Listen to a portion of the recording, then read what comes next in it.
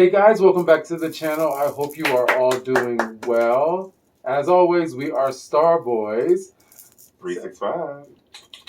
Yeah, so in the last video we talked about traveling during the pandemic and our first day of travel to Merida, Mexico. Yeah. So in this particular video, we're going to be just kind of talking about Merida and everything that it has to offer, and you know, the beauty that is this little gem that you know is Merida, Mexico. Exactly. In the On to the Yucatán. video.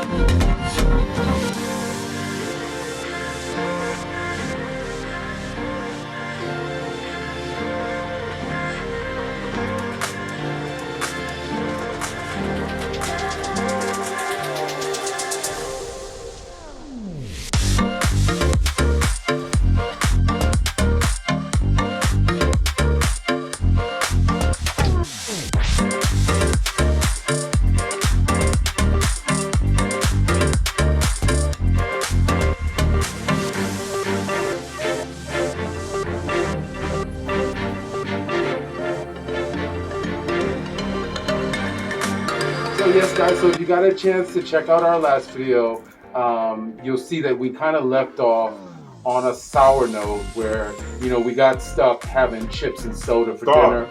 Starving.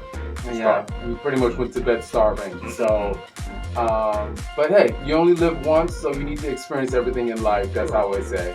So, you know, we left off falling asleep, you know, with just chips and soda on our stomach and waking up to the next day in Merida, Mexico. Beautiful bird. It was a refresher.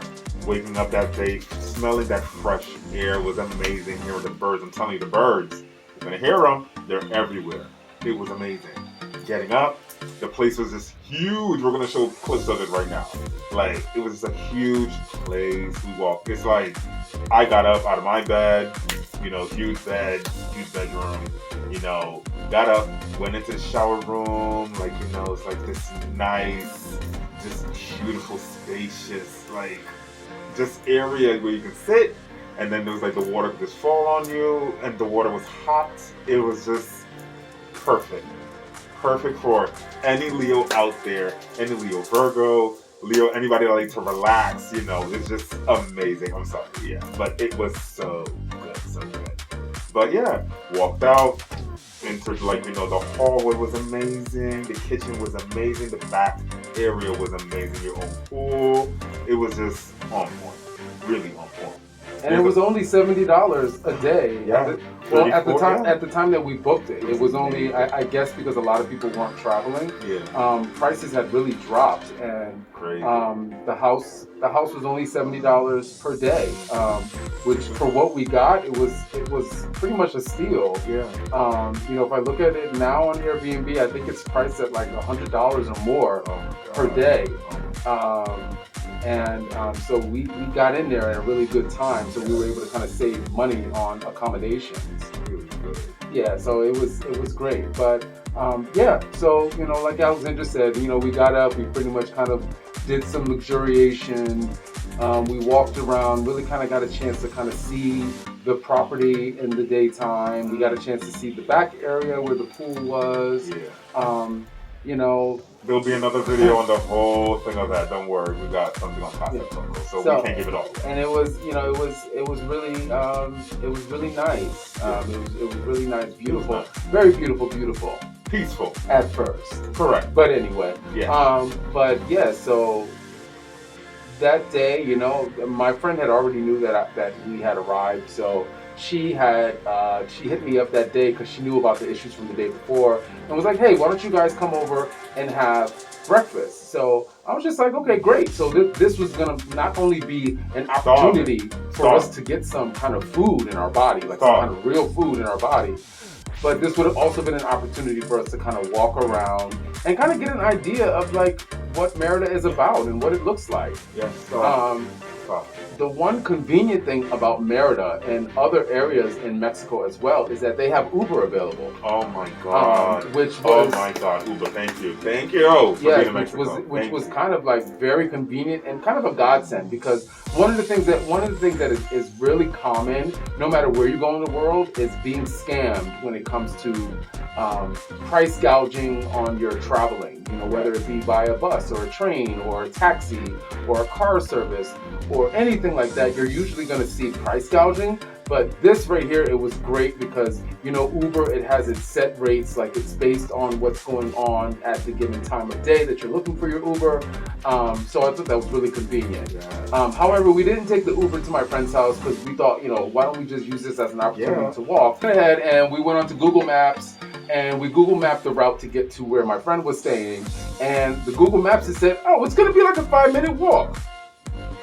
Now, anyone who has used Google Maps knows that Google Maps is not foolproof, and you cannot take what they say for gospel, because that 5 minutes ended up being like a 20-minute walk. Which was fine, because we got a chance to really kind of walk around and like take a look at the architecture and like the beautiful colors, and just the layout. I mean, it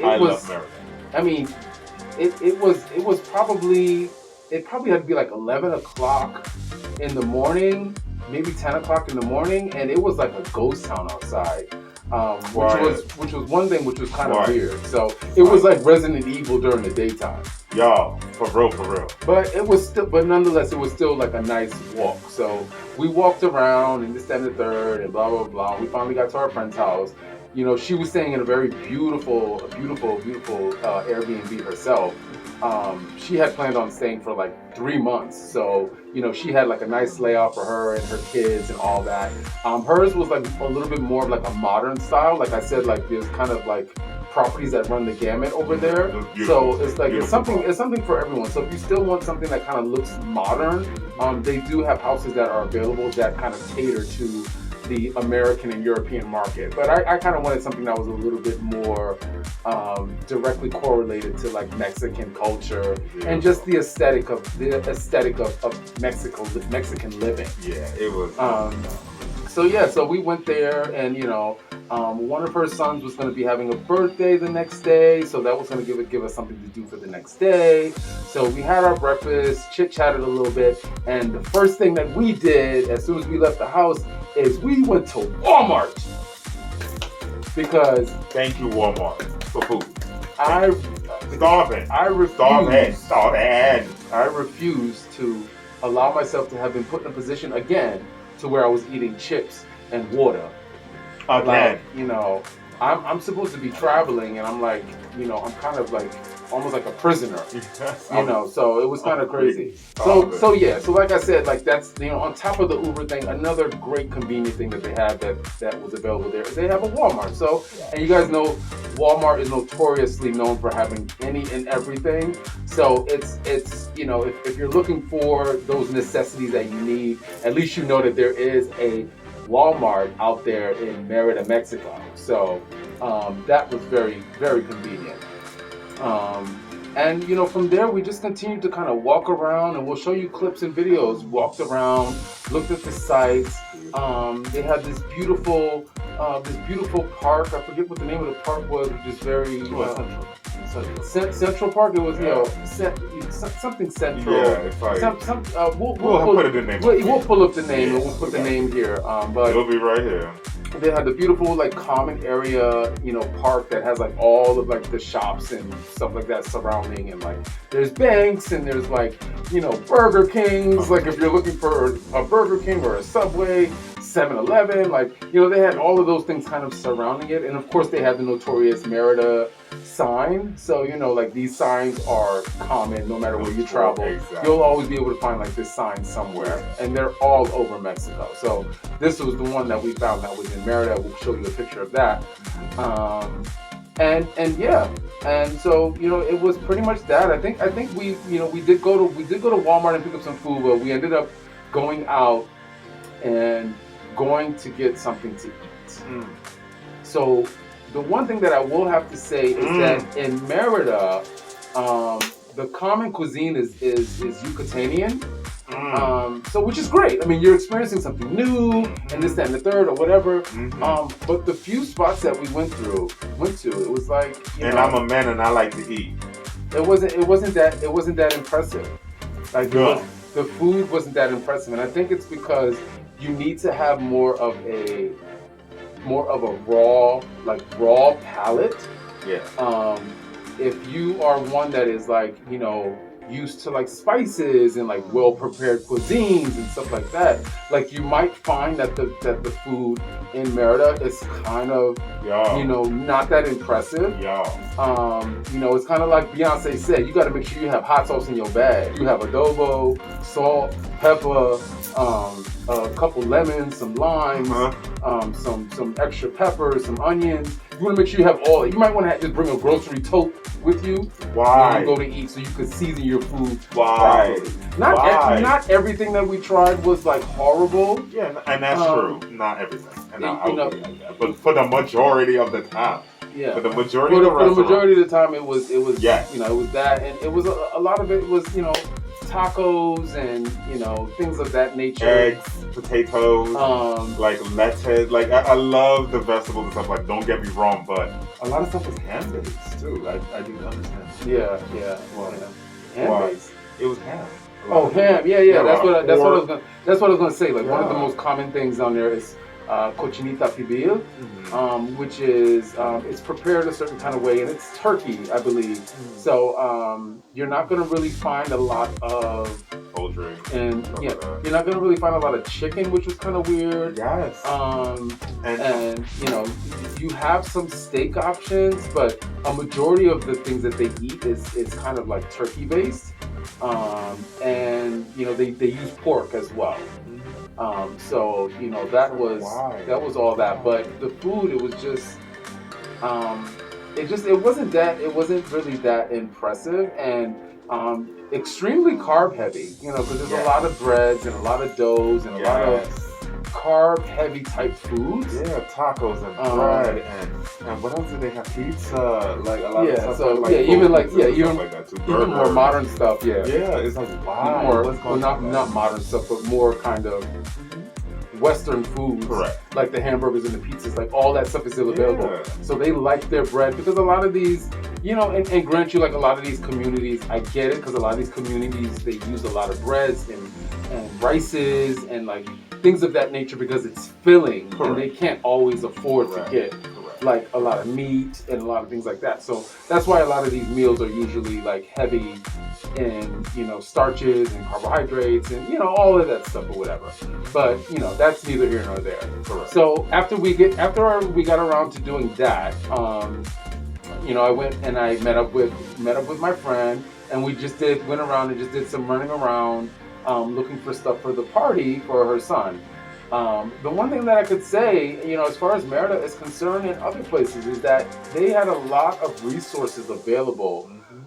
If you're looking to like throw a party or anything like that. I mean, she was able to get like a whole setup done in her house. It was all Sonic the Hedgehog themed. It was amazing. And she was able to get all of this stuff set up. She was able to get like a caterer. She rented a speaker, and she had her phone for like music. And she had, she had a lot of, local people that she met, these expats that she met, that came over to the party. I think she spent like $150 to $200. Like, I'm somebody that, I do events myself, and I know from my angle, like, events can be rather expensive, and her particular event could have easily run between $1,000 to $2,000, and she only spent like $150 $200 US. So $150, and it was amazing. And it was amazing, and like the quality of the products that they use and stuff like that, it was great. And we'll show you clips and videos from the party of some of the stuff that she was able to get while she was down there. And I just thought that I was, as someone who was a visual person and a decorator or whatever, I was impressed by what they were able to do. So yeah, I mean, but on top of that, I mean, and luckily she hired luckily, like the person that she hired was a pretty well-known chef, so his food tasted a lot better than what we were experiencing in other places around the Merida area. Correct. Didn't he he said he did some catering, or he was? Yeah, he was some. I forget what his name was, but he was some famous chef. I think he used to cook for Castro, or something like that, like some well-known person or whatever. Pictures, the whole nine. It was amazing. Yeah. She had official people there. Yep. That's how she does it. That's how she does it. And then the other thing that was really enjoyable about the party is that we got an opportunity to kind of meet, a community of like expats. Yeah. So for those of you who don't know what expats are, it pretty much means like expatriates. So patriot kind of relating to the United States, patriotic, and ex, of course, as you know, ex meaning former. So it's just like former American, former U.S. citizen, former, patriot to whatever nation you are. So this expat can apply to anywhere. If you're from Europe, if you're from China, if you're from America, it's just you are no longer patriotic to your birth land, and you've adopted a new area. So we got a chance to kind of meet these expats and just talk to them. And like talking to a lot of them were, not a lot of them, a few of them were like actresses and actors, and some of them were like business people who were just kind of traveling around with their family. And some people were unemployed and just kind of like looking for somewhere else to live. And it was very interesting to just talk to some of these people. It's like, oh, what do you do for work or whatever? Oh, we don't work. Like we just, we're unemployed. I'm like, okay, must be nice. Can I sign up where you're working? Is that me too? Can you like take me with you? Like show me how you do this whole thing? Like, right, exactly. It's just like crazy. Yeah. But it was nice to kind of see like and the expat community is building more and more and more as people are leaving their said homes, wherever it is. There's a lot of people leaving America looking for a better life, or a life that is more attainable. Or people are leaving Europe, and people are leaving all over because it's either too expensive, opportunities have decreased, or they're just not living the way that they want to live. Exactly. So it was great to see that. And Merida, for those who have been to Merida, you'll know what we're talking about. But for those who have not, Merida is very much of a family kind of oriented vibe. And that's so true. It's very chillax for the old folk with kids. Kick back, relax, and just enjoy yourself. Yeah, and so it made sense that there's a lot of expats down there because just being down there, like he said, like it just felt like a chill. Like it just felt like a place to retire. Pretty much, yeah. Where your money is long, like long, like in the long. Yeah. So it's like a lot of people will go to like Florida or whatever. So it's like Merida would be like one of those places where you would like retire. Yes, it's beautiful. Beautiful. Yeah, just very beautiful. Yeah. And so we had a good time there. The only thing, and this is something like I said that can apply at any time during the year or at any time in life. During the time that we were in Merida, they had a curfew. So in the curfew, of course, it was related to C-19. But there was a curfew, and the curfew was... Can't do nothing. 11:30? You can't fling up your legs nowhere. You trying to fling up a leg? I was trying to somewhere. Come on, you can't fling up a leg. Like how my mother used to say, you can't do nothing. Nothing. Okay. Have to see nothing. Okay. 11:30, y'all. Sad 11:30. All right, for those of you who are trying to fling up a leg after 11:30. You can't do it in Merida because 11:30, that's it. That's it. So, unfortunately, we had to leave the party. But there were other nights that we were at the house where we were kind of like victims to this curfew. I mean, the first night, we were literally like running down the street. Now, I told you these streets are like, are like Resident Evil, like zombie-fied streets. And so, if you run, you would trip and fall. Exactly. And it would get you. That's how bad. But we was out there, we was running because, on top of the fact that it was dead ass silent, we was almost about to reach curfew. On top of that, there were like bats in the air. Yes, yo. And Branson, yo. And the funny thing about this, I am such a scientific person. I am all into science. I heard these sonars going off in my ear, click, click, click. I'm like, yo, something's up with my ear. Turn it to Branson. Branson just like, yeah, something is weird. These things are echolocating themselves all over the place, up above our heads, flying around, following us to our Airbnb. Yep. Following us literally. And we're just like freaking out. We want to run. We're like, what is going on? Because I wasn't trying to be no vampire food. Yo, you know, I was not trying to be no shit. vampire food up in there. Up in there. And no thank you, no ma'am. Yeah. So, wow. yeah, we had to hurry or whatever. And it was just like, it was various nights like that. I mean, because it's just like, you know, when you get to a certain age in your life, like you no longer want, a curfew. Right. Even when you were at a curfew age, you still didn't want a curfew. No. So just imagine being traveling abroad and like, being told that you have to be back in the house at a certain time and back in your estate or whatever. So I mean, it's a little crazy. We even got stopped one night by the federales. The federales, they came and found us. We were literally like 2 minutes away from the Airbnb, and whoop whoop, the cops pulled up and like, what are you doing here? Like, what are you guys doing outside? Thank God we were cute. That's how I felt. And I was like, what are you doing? What are you doing outside? And this, that, and the third. It's just like, oh, we're just walking back. Like, our Airbnb is right there. Yeah. And like, he was pretty much like, okay, you guys need to just hurry up and get back to your house. And because he's like, there's a curfew. I'm like, oh, I didn't know there was a curfew. Oh no, innocent American. I don't know.